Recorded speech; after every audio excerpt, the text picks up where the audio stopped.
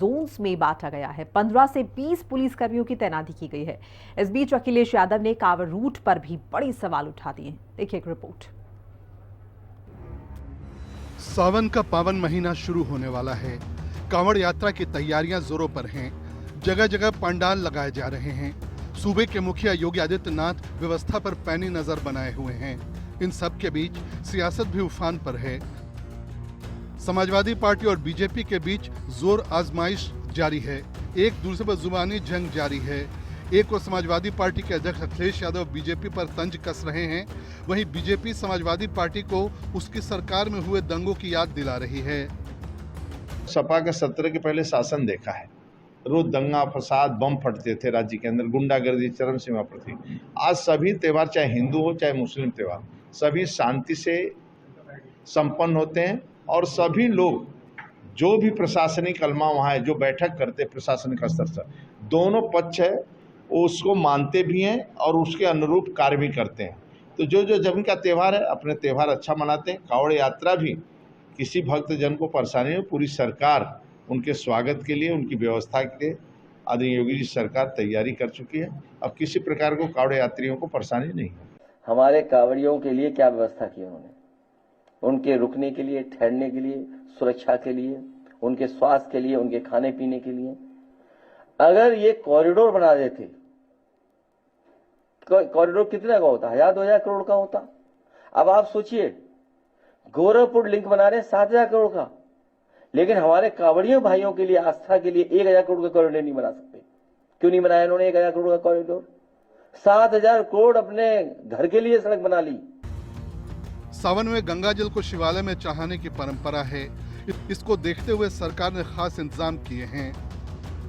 कांवड़ यात्रा का स्वर्णिम काल, कई जिलों से स्पेशल बसें चलाई जा रही हैं। महिलाओं, बुजुर्गों के लिए विशेष सुविधा, हेल्प डेस्क और कंट्रोल रूम बनाए गए। हजारों कांवड़ियों के लिए भोजन की व्यवस्था।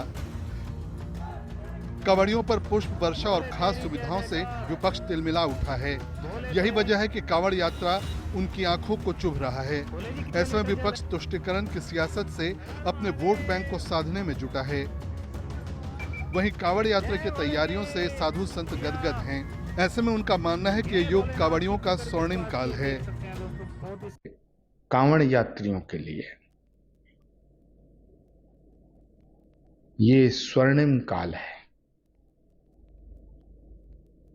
हर जगह कांवड़ियों का स्वागत, हर जगह कांवड़ियों की श्रद्धा का सम्मान।